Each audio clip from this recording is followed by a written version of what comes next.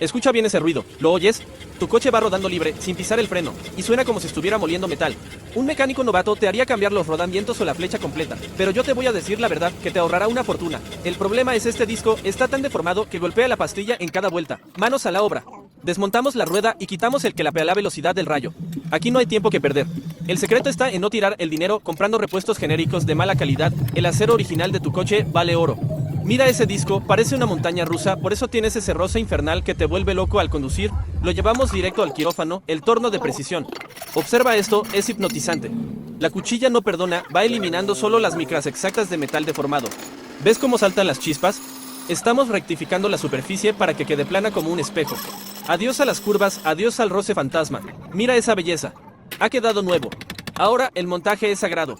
Colocamos el disco rectificado y aseguramos los pernos con la fuerza justa, ni más ni menos. Lijamos un poco las pastillas viejas para quitarles el brillo y que asienten perfecto en la nueva superficie. Esto es un truco de la vieja escuela. Montamos la mordaza, apretamos suspensión y rótulas con seguridad. Giramos la rueda y... silencio total. El roce desapareció, el coche rueda libre y suave. Así se trabaja de verdad. Dale like si te gusta la mecánica sin rodeos y comenta yo puedo si te atreverías a desarmar tu propia suspensión. Nos vemos en el próximo secreto.